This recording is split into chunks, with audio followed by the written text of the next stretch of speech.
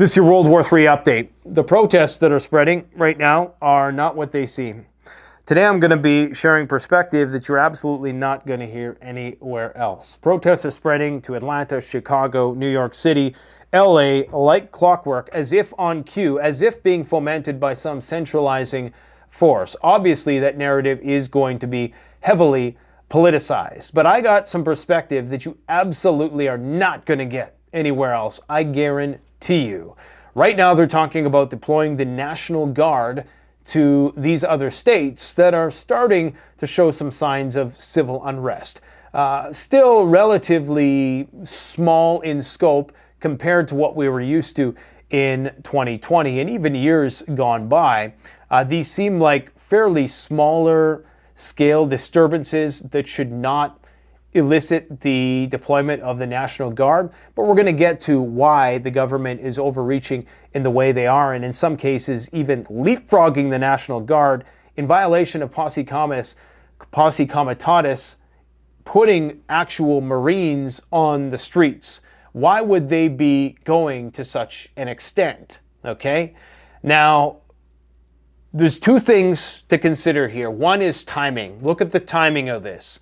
What was about to happen? Ukraine, Russia on the brink of exploding. The Iran war on the brink of starting. All of a sudden, this issue that's been festering for months and months, that has been an ongoing issue. There have been arrests. There have been some notable cases, in fact, that should have compelled people onto the streets. But the question is, why now? Well, there's four primary reasons. One, in which I expounded upon in yesterday's video or today's video, depending on when you watch this. And it was that they're using civil unrest as a pretense to build out and establish an administrative foothold that will be used to form the basis of civil defense infrastructure in preparation for World War III. They want to get military on the streets because when the shit hits the fan, they're not going to be able to coordinate that after the lights go out. So you have to do it first. Look, if you knew, before you laughed me out of the room, if you knew that the big day was coming, that we're in the penultimate phase of this whole experiment, and the big clash of global superpowers was right on the horizon, you would understand that you would need some sort of militant administrative framework in order to establish some measure of continuity of government after the inevitable happened. You need to have a way to lock people down, okay, when the shit hit the fan. This is not the Cold War. There is not a bunker on every street corner. There is not a hard and fast set of rules and protocols to follow down to the municipal level in terms of how to administrate aid and disaster mitigation as there was during the Cold War. So you need boots on the ground in order to facilitate that. So number one, planting the seeds for a new civil defense infrastructure that will be leveraged in times of war. Number two is just general war mobilization. Is it at all coincidental that this is all coinciding with Trump's big grand military parade? Of course, there's rumors swirling that maybe it's not a military parade after all. No, I think it's a military parade because this is what happens when empires fall. It's that whole Sun Tzu thing with the art of war. You have to appear strong when you're weak and weak when you're strong. That's why weak countries have military parades, to make it appear as though they're stronger than they are. Anyways, I actually predicted that back in 2016. But I digress. The third reason, in addition to civil defense infrastructural build-out as being the primary reason for these protests, and people are going to say, no, it's all about immigration. Look, immigration is a problem. I'm not disputing that. But there is a way that they could prosecute the deportation of these individuals in a more surreptitious manner and do it in as expedient a manner as is necessary in order to get the job done before the next election. And again, I don't agree to all of the deportations. In fact, I'm trying to be Switzerland on this particular issue for the sake of presenting this hypothesis to you today. So please don't try to derail me into one side of the political argument. I'm trying to do the meta-analysis here, okay? Look, this divide that we are currently seeing right now is a potential attack vector for our adversaries. So if you're the Trump administration, you would not be engaging in the type of government overreach unless there was a really good reason. You would not be leapfrogging the National Guard in defiance of the states who don't want the National Guard, they don't want the military to be taking over in the streets, which I'm pretty sure is codified into law, into that posse comitatus thing. They don't want that. They want to be, and these protests, despite all the media sensationalism, are relatively small and should be protests that could be managed by riot police. You might have to call in some from elsewhere around the states or the county, but you should be able to muster the forces needed using your own police force to bring these protests under control. The fact that the government is overreaching in the way that they are, creating an attack vector for our adversaries. What do I mean by that? I mean that the United States is a glass house. It's one of its greatest strengths and its greatest weaknesses. Being a free society that doesn't have the luxury of a great Chinese firewall that keeps all of our apps and all of our influence out of their culture while they can see into ours. We're a literal glass house. You're going to have legions of troll farms, legions of bloggers, legions of bots, GPTs, LLMs, descending on this chaos and trying to foment more and more chaos. You're going to have bots telling people to go and protest here because, you know, and this is exactly what we've seen in all American protests. We've seen this in 2020, where you had foreign influence trying to, literally telling people where to go, people who were orchestrating protests who didn't even live in the country, okay? So this is going to start to happen. So you wouldn't open yourself up to such an attack vector by engaging in this government overreach unless there was a really damn good reason. And that damn good reason is World War III, because they know the shit's about to hit the fan. And they need to establish this administrative framework, even if only a foothold. Look, 700 Marines, 2,000 troops are not going to be able to do a damn thing to however many people are in LA, 10 million people. It's not going to do a damn thing. But what it will do, it creates an outpost that can be expanded upon. And it's very likely that that is going to be a permanent installation. Okay? Now, the third reason why this government overreach is beneficial is population suppression. You have a lot of people right now, despite the fact that a lot of this is just a bunch of opportunistic assholes who are out there looting shoes. There are a lot of people who are under financial duress right now, okay? There's economic immiseration, there's vocational dislocation due to AI that is coming up. And so if you know that there is going to be this financial shock, dare I say an economic reset right around the corner, that is another reason to have some protective measure in place that will be able to perhaps utilize the law excessively in order to maintain the social order while we readjust and readapt to whatever sort of universal basic income pittance they're going to use to keep the masses pacified. And lastly, this is also a foreign policy failure diversion.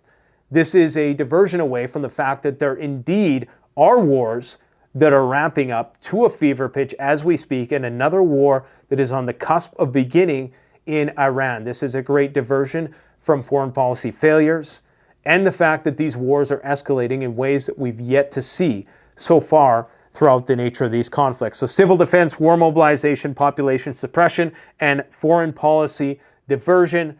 And of course, it's to, okay, if you think that the reason why Trump is deploying all of these troops to the cities is just to, boot out some illegal immigrants, I don't think so. Now, the Democrats are going to say that this is Trump trying to impose martial law, and they're going to succumb to the, the Midas touch, Trump derangement syndrome, hypnosis, mindfuck.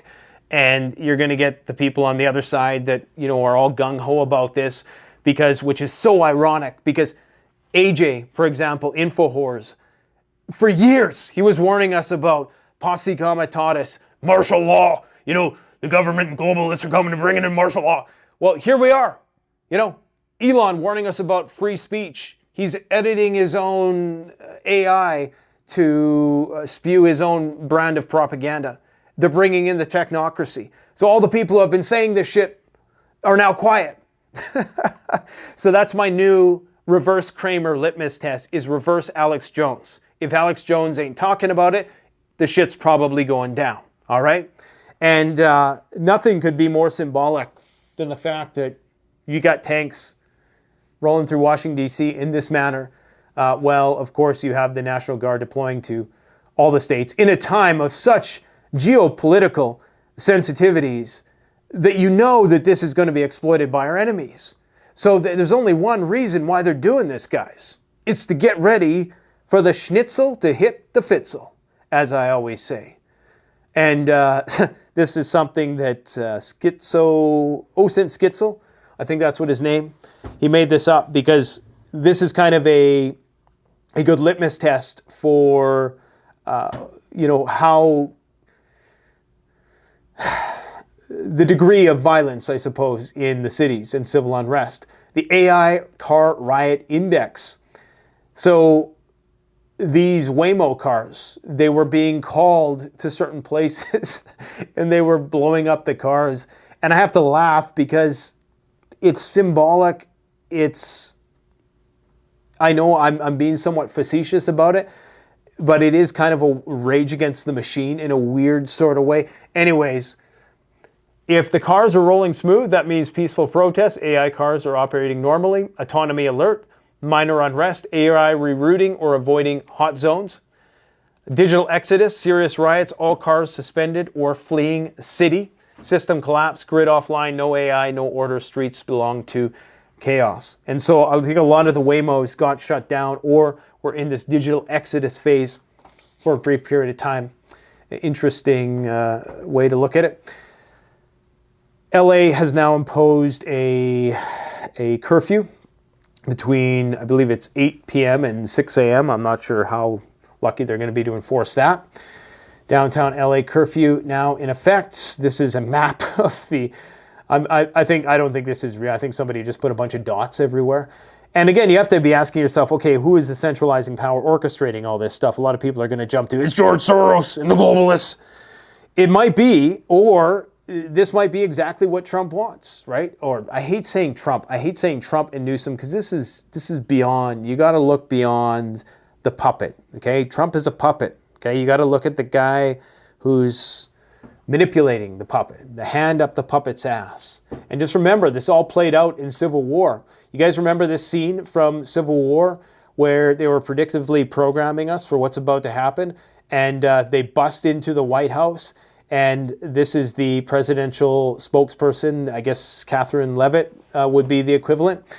Carolyn Levitt would be the equivalent. And she's saying that the president is asking for safe passage to Greenland, of all places.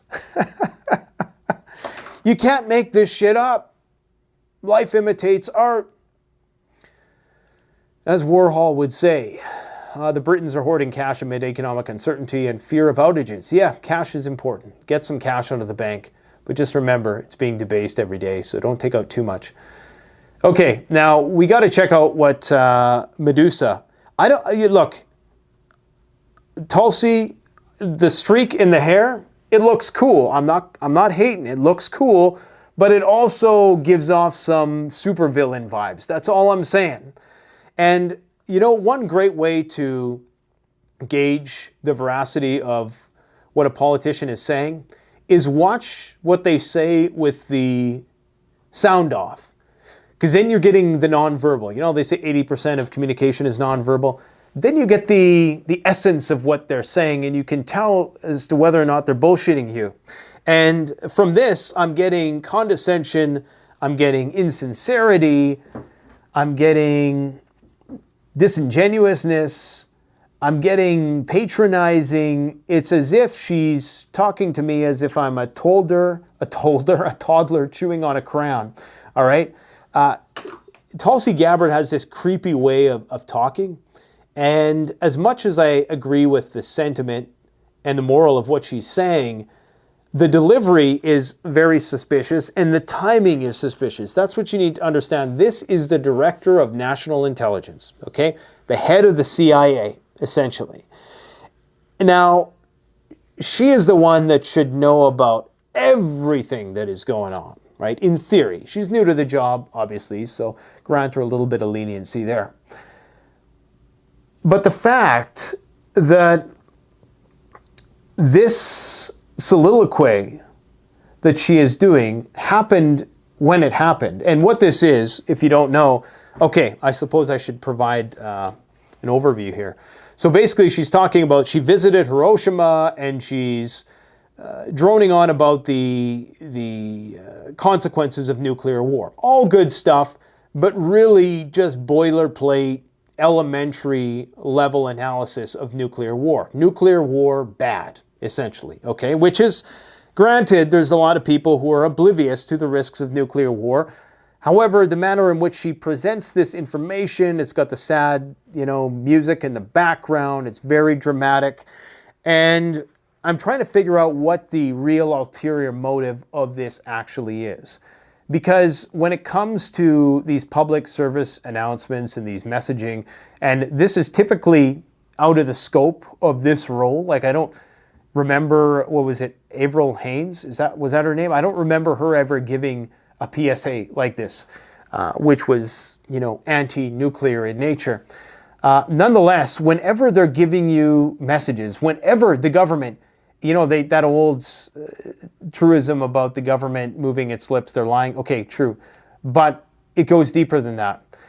Everything that they tell you, that you got to ask yourself, do they need to tell me that? Are they obligated to tell me that? And if the answer is no, then you have to ask yourself, why are they telling me that? There's a reason why they want me to think about this or to have this emotional sentiment imprinted into my psyche, because this is a very dramatic video and she speaks in a very hypnotic sort of way. It's very slow. It's as if she's speaking to a child, okay? And so it is very emotional. That's the whole point of this. You have to ask yourself, what is the timing of this message? Why now? That is what you have to ask every time a public official, especially right now, is giving you information. Whether it's Trump had a phone call with so-and-so and discussed this according to Politico or Axios. Why are they telling you that, right? They're trying to shape a narrative. Now, with this in particular, I'm going to play a little bit of it, not the whole thing, because it's like 3.5 minutes long. You can go and watch it, but I'm just going to play what I think is the most important part. So here we go. A nuclear winter could follow, with smoke and ash completely blocking the sun, plunging the world into darkness and cold, killing crops and starving billions. Acid rain would scar the earth, wiping out entire ecosystems. This isn't some made-up science fiction story. This is the reality of what's at stake, what we are facing now. Because as we stand here today, closer to the brink of nuclear annihilation than ever before, political elite and warmongers are carelessly fomenting fear and tensions between nuclear powers. Okay, now let's just dissect what she said there. 3 very important things. We are closer to the brink of nuclear war than ever before. Really? News to me? Not really. But news to probably 90% of the population who are completely dismissive of that fact right now. She also said, what was the next thing she said? She said that there are warmongers than ever before. Political elite and warmongers are carelessly fomenting fear and tensions between nuclear powers. Okay, so as far as I know, she's a Republican. The the Republicans have the executive branch, they have the House, and they have the Senate, don't they? Or am I mistaken about that? Is there one of them that they don't have? Either way, they're in control. So who is she talking about? Now, to me, this is, the high point of not taking responsibility for the situation. Is this just Tulsi trying to maintain her credibility as the anti-war candidate that she ran on when she ran as a Democrat? And then I think did she run again as Republican? Maybe she didn't. But she ran as a Democrat as the anti-war, candidate. And she was on Joe Rogan, and she's that has been her persona up until this point in time. So perhaps she's trying to maintain credibility when she's seeing that foreign policy isn't changing at all, that the war in Russia is still ramping up. So who are these political elites that are so outside the control of the president? I thought the president was going to end the war in 24 hours. What happened to all that? Okay, so, and if that is the case, why isn't she naming these people? That's the other thing to keep in mind. Is this something that was just in her contract? Like, okay, I'm going to do the job. I'm going to be a part of the dream team that people will realize was only a dream soon enough. Or is this part of her exit plan? Is this her saying, I'm outie, and we're going to see her resignation soon as a result of realizing and just becoming disillusioned with the current establishment? That is a possibility. But I'm going to tell you what this is really about. This is about getting people ready for Iran. Because in the last couple weeks, we have seen so much escalation on the Iranian front, never mind the Russia-Ukraine front. This is for the purpose of scaring people about the nuclear weapons, right? And this has been viewed by millions of people already. So you want to, nuclear weapons scary, nuclear weapons scary. You go and Google nuclear weapons. What comes up on Google? Iran, Iran, Iran, Iran. In the last couple weeks, for example, we've had their threatening to leave the Non-Proliferation Treaty as a result of the IAEA leaking information to Israel. That's the International Atomic Energy Agency, leaking information to Israel about their nuclear scientists. We have Russia committing to build 8 nuclear power plants inside Iran. We have them refusing to stop enriching uranium on multiple occasions. They're not going to allow IAEA inspectors into places where they're just going to disclose those secrets to the Americans and the Israelis. It's just not going to happen, okay? Especially after the disclosure about their nuclear scientists. They're not going to dismantle their long-range ballistic missile systems. They're claiming that they now have data on Israeli nuclear facilities, and that if Israel attacks their nuclear facilities, they're going to do an eye for an eye attack and actually attack these secretive Israeli nuclear facilities that exist in Israel, and possibly the Dimona nuclear power plant. They're talking about doing something in retaliation to the snapback sanctions that might be reimposed as a result of violations of the JCPOA. And as I indicated, the double cross of the IAEA, and much, much, much, much more. And now the cherry on top is Tulsi Gabbard giving a PSA about the danger of nuclear weapons ado with unnamed nuclear superpowers. Now, of course, NAFO, those idiots, are immediately jumping to, oh my God, it's Russian propaganda. It's Russian propaganda she's spewing. Oh no. Look, never has Ukraine been getting as much support as they've been under Trump. They got a manned recon plane flying right outside of Sochi, just daring the Russians to shoot it down so they can start nuclear Armageddon. So quit your complaining about the Ukrainians not getting the assistance that they need. This is probably a more pro-Ukrainian presidency than Biden, okay? And that's just bared out in the numbers. Okay, we don't have major legislations being passed yet. We're going to have Lend-Lease. They got the raw earths deal, right? They got all that stuff put in place. They're getting patriots from Israel. They're getting all sorts of shit. So they're taken care of. They're getting drone build-out capacity, 2,500 built a month. They're doing more damage inside Russia than they ever did during Biden. Okay, this is now Trump's war, whether you like it or not. So this bullshit idea that this is Russian propaganda. Fuck, those people just piss me off as much as the people who think that, who think the opposite. So what this is, I think this is a primer. This is trying to emotionally imprint the severity of nuclear weapons so that association is going to be associated with all this Iranian talk. That's what I think this is about. Nuclear weapons bad, Iran bad. Iran want nuclear weapon bad, Iran bad. Sorry, my accents are way off today. They're not even accents, they're just impressions of I don't know. Like this is Fox News right now, all right? They're just itching for a war with Iran. They need this to complete their lives. Look at that. Look at that headline. I mean, it's actually a really good graphic artist that they have, but it's almost comical. Iran nuke plan exposed. Evil guy with beard and turban. Or head wrap, or whatever the hell that thing is called. The Ayatollah. Yeah, so that's what's going on with Tulsi. Oh, but she says one more thing. Let's let her finish. Political elite and warmongers are carelessly fomenting fear and tensions between nuclear powers. Perhaps it's because they are confident that they will have access to nuclear shelters for themselves and for their families that regular people won't have access to. You see that sound that came in when she said that? Confident that they will have access to nuclear shelters for themselves and for their families that regular people won't have access to. That was intentional. Syncing up with what she just said and that rising crescendo sound, whatever it was, the stringed instrument, that was intentional. So she's right in the sense that, yes, the elites think they can win this war. I was talking with Alex Craner today, and his theory was that they actually, part of the reason why the war started in the first place is because the West was getting ready to do a decapitation strike on Russia. So Russia preempted them by going into Ukraine first.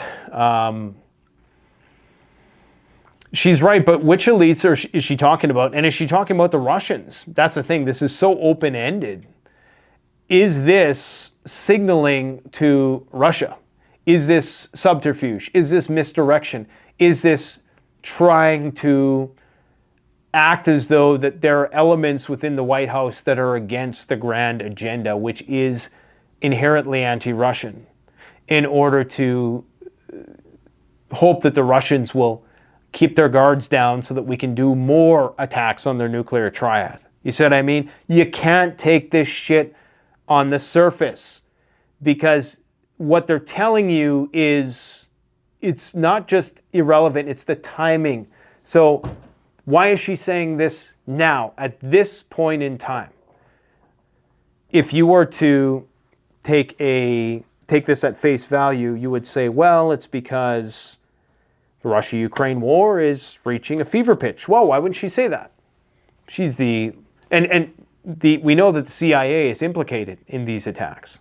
We don't know, but we can estimate with a high degree of certainty that indeed the CIA has partook in acts of sabotage and terrorism and espionage in Russia for some time. So, and she is overseeing that now. So clearly the Russians are going to watch this, and I mean, they watch it with a completely different set of eyes. I'm not talking about the average Russian. The average Russian is going to consume this in the exact same way the average American will. They're going to think, oh, maybe there's a chance that Trump really is wanting to make peace. He's not. Okay, this is bigger than Trump. But Vladimir Putin watches this, and he sees right through this. Like it's transparent. Sees right through it. Before the music even starts, I guarantee you, what he's looking at is, what is the timing of this message? And a lot of this is signaling. It's like strategic signaling. It's like, the version of, the PSA version of putting your planes in plain sight so the satellites can see them so they know that you're not equipping your bombers with nukes. This is the equivalent of that. This is, and there's, who knows, for all we know, there's some weird code. And you could not pick a creepy, uncanny individual to deliver this message than Tulsi Gabbard. I don't know what it is about this chick, man. There's something about her that's just, it's just off. It's not even the hair. Like, you know what? I mean, the hair is, it's not bad. It's, you know, it's unique, right? Do I think it's necessary for, you know, is she probably exuding some unnecessarily malevolent vibes? Yes. But I can mess with the hair. But it's just the demeanor and the manner of speaking, as if she's speaking to me like I'm a child. I just can't take her seriously. I can't, there's something else going on here, okay? And we know from the past that first she was against Biden, then she jumped on Biden's jock, right? Immediately after she lost the primary, she was like, I support Joe Biden all the way, right? And then when it was time to, she jumped on the next, you know, because she knew Biden was going to lose. So she's an opportunistic, monkey branching grifter. But, you know, I mean, most of us are, right?